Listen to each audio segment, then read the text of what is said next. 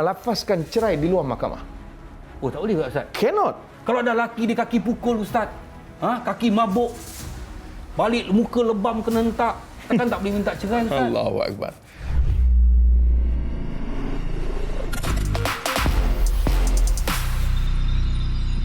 Bismillahirrahmanirrahim. Assalamualaikum warahmatullahi taala wabarakatuh, dan salam sejahtera bagi mereka yang bukan Islam yang menonton sembang viral di TV9.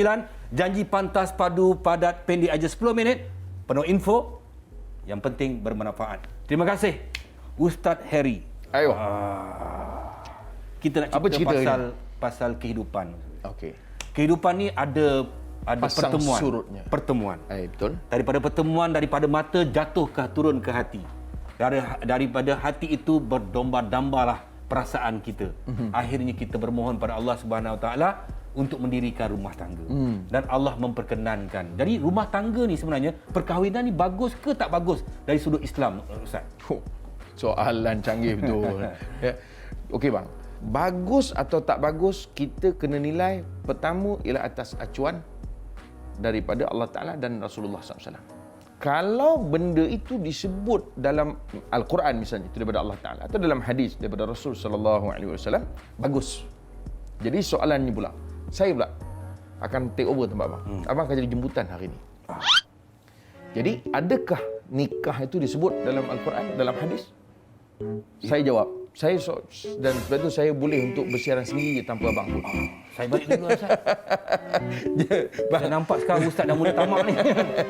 Sebab itu bang, nikah ada disebut dalam Al-Quran, dan itulah sebahagian daripada perkara yang jadi asas dalam kehidupan orang Muslim.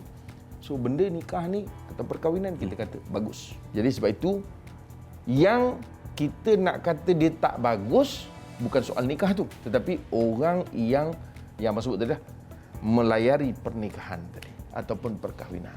Itu yang sama ada dia jadi bagus atau tak bagus.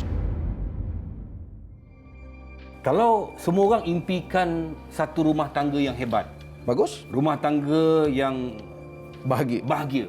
Tapi kadang-kadang sampai di tengah-tengah tu ada badai yang besar, tiba-tiba kapal tu boleh tenggelam Ustaz.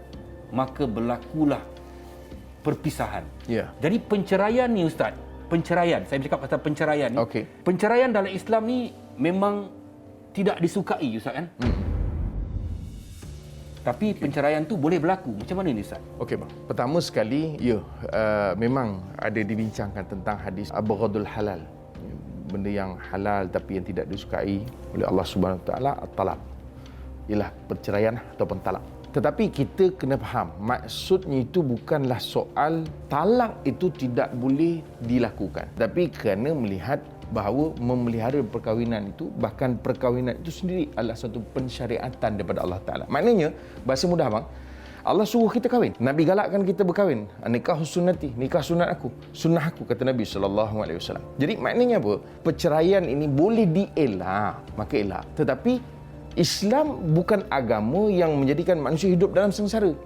Maknanya kalau kahwin tu, kalau kau dah macam sengsara dalam tu, yes, ada jalan keluar. Ada jalan keluar. Ada. Cerai-cerailah. Kalau itulah misalnya satu-satunya penyelesaian, maka silakan. Walaupun memang disebut sebaik perkara yang halal yang tidak disukai Allah Taala adalah talak. Perkahwinan ini dia satu anugerah Allah Taala. Orang berkahwin, ada orang tidak berkahwin. Maka orang yang berkahwin boleh jadi ada dia punya tempohnya. Boleh jadi sampai tahakat ini sahaja. Mungkin 10 tahun, 15 tahun, 20, atau ada juga orang yang bercerai sebelum mati. Possible. Jadi kerana ini kita nak sebut bahawa jodoh, orang Melayu tahu kan, disebut jodoh pertemuan di tangan Allah Ta'ala. Istilahnya lah, maknanya semua kuasa Allah Ta'ala. Tetapi yang penting untuk kita faham, dalam perkahwinan, penyelesaian kepada permasalahan perkahwinan ada. Jadi kalau hari ini orang menyebut soal perkahwinan ni, soal perceraian itu nampak lebih besar daripada perkahwinan, saya ingat, tak betul lah. Kalau sekiranya itu tidak ada lagi penyelesaian pada permasalahan, melainkan perceraian, cerailah. Maka wasarrihuhunna bima'ruf. Maka pisahkanlah dia dengan cara yang baik. Okey Ustaz, cerai. Okey. Lelaki, perempuan. Boleh tak orang perempuan minta cerai Ustaz? Kan ada orang kata, saya dengar Ustaz cakap. Betul. Dia kata orang perempuan tidak boleh mohon cerai daripada suaminya kerana dia tidak akan cium bau syurga. Kalau ada lelaki di kaki pukul Ustaz, kaki mabuk, balik muka lebam kena hentak. Takkan tak boleh minta cerai, Ustaz? Allahu Akbar. Sebab itu bang, kita sebut perceraian ini adalah penyelesaian yang agama beri untuk, sebab kita kena ingat nikah ini, kita ni, saya bawa dulu bang, kita lelaki perempuan ni haram, makna bersentuhan, duduk sekali, itu haram, tetapi halal dengan sebab nikah. Jadi bermakna perkara yang dilarang itu boleh jadi dengan sebab Allah halalkan. Itu bahasa mudah kita. Dan begitu juga dalam keadaan kita ni bermasalah, maka Allah juga datangkan penyelesaian. Kalau tadi yang haram, maka dia jadi halal dengan sebab nikah, maka permasalahan keluarnya dengan jalan membubarkan perkahwinan. Kenapa saya kata gunakan istilah pembubaran? Kerana bila kita cerai saja, orang faham dalam kepala suami saja boleh ceraikan isteri. Yang ni orang nak tak tahu ni, Ustaz. Hakikatnya tidak, bahkan salah. Salah kalau suami itu menceraikan isteri begitu terus. Tak boleh. Bahkan kalau ikut undang-undang Malaysia, dia kena fine. Cakap betul itu. Oh, kena fine? Kena. Dia panggil melafazkan cerai di luar mahkamah. Oh, tak boleh, Ustaz? Cannot. Hari ni saya tengah marah. Oh, orang ni tengah marah. Kau apa, aku ceraikan kau. Takkan nak tunggu pergi, aku tengah marah, jom ikut aku pergi mahkamah. Yes, memang itu juga disebut oleh para ulama. Sebab itu mungkin disebut jangan ceraikan dalam keadaan kawan tu mungkin sedang mengandung. Mungkin bila dia beranak, walaupun perceraian tu jatuh, dulu satu ketika pernah berlaku kan, perceraian tu jatuh. Tetapi disebut oleh para ulama, mungkin bila anak tu keluar, engkau akan rasa datang belas ihsan, timbul kasih sayang. Betul. Sama juga kalau engkau cerai, tepi jalan cerai. Kalau dalam Ikut perjalanan nak pergi ke mahkamah tu mungkin dalam tu dah boleh baik balik. Kita tak tahu. Yes. Tapi orang perempuan boleh ke minta cerai? Yes. Difailkan cerai. Ini yang kita sebut tadi, boleh membubarkan perkahwinan. Sekiranya perkahwinan itu memberi mudarat pada dia. Yang tak disukai tadi itu, kalau sikit-sikit nak cerai, dia boleh pergi mengadu ke pejabat agama, mohon untuk dibubarkan perkahwinan, sama ada melalui cara fasah.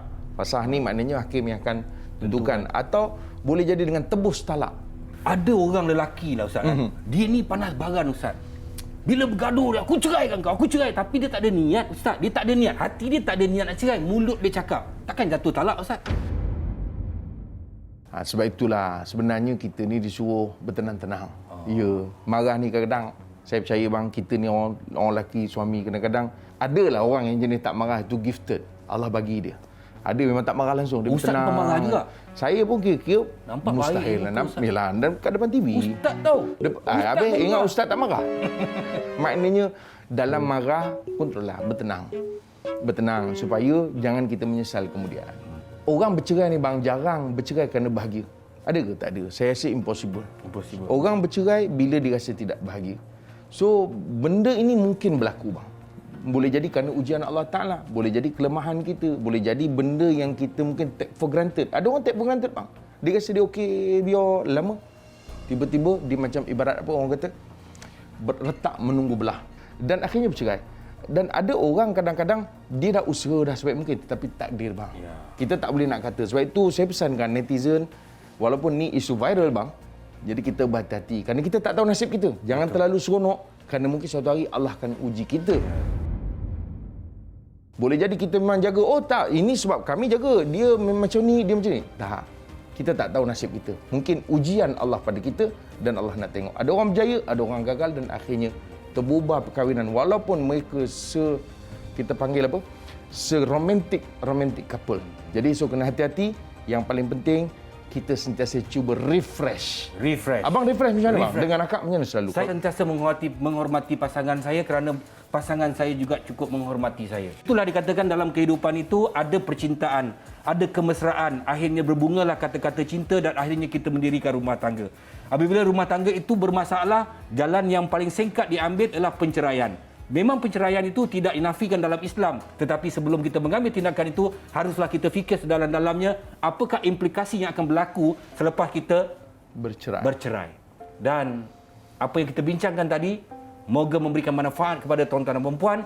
Jangan kongsi kalau tak pasti. Jangan kita buat wakaf dosa. Kalau tak puas hati, PM Tepi Sembang Viral akan sentiasa bersama dengan anda 7.30 malam setiap hari. Assalamualaikum warahmatullahi wabarakatuh dan salam sejahtera bagi mereka yang bukan Islam yang menonton Sembang Viral. Terbaik Ustaz. Saya dah PM. Baik. Dah PM Tepi dah.